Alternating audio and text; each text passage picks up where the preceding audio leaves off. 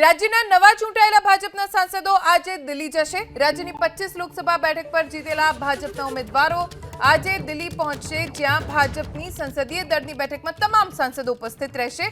સૂત્રો મુજબ આગામી 2 દિવસમાં એનડીએના સાંસદોની બેઠક મળશે। આવતીકાલે અથવા તો 7 જૂનના રોજ એનડીએના સાંસદોની બેઠક મળવાની છે, જેમાં ગુજરાત સહિત તમામ રાજ્યોના ભાજપના સાંસદો ઉપસ્થિત રહેશે। કાલ બપોર સુધીમાં દિલ્હી પહોંચવા માટે તમામ સાંસદોને સૂચના આપી દેવામાં આવી છે।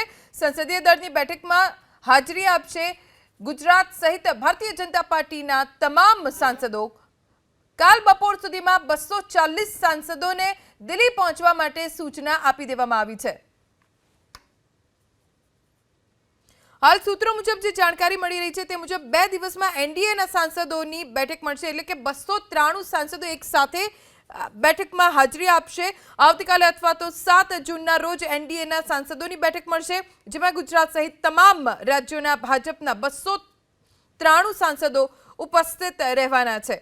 રાજ્યના નવા ચૂંટાયેલા ભાજપના સાંસદો આજે જ દિલ્હી પહોંચી જાય તે પ્રકારની સૂચના પણ તેમને આપવામાં આવી છે। ગઈકાલે 25 બેઠકો ઉપર ભારતીય જનતા પાર્ટીની જીત થઈ છે, એટલે એ 25 બેઠકોના જીતેલા ઉમેદવારો ભારતીય જનતા પાર્ટીના સાંસદો જેઓ આજે દિલ્હી પહોંચી જશે, સંસદીય દળની બેઠકમાં તેઓ હાજરી આપશે। પ્રધાનમંત્રી નરેન્દ્ર મોદીની અધ્યક્ષતામાં આ બેઠકનું આયોજન કરવામાં આવ્યું છે। ભાજપની સંસદીય દળની આ બેઠકમાં તમામને અભિનંદન પાઠવવામાં આવશે। જોકે જે ધારણા હતી તેવું પરિણામ નથી, પણ સાંસદોએ ખૂબ સારું પ્રદર્શન કેટલીક બેઠકો ઉપર ચોક્કસ કર્યું છે।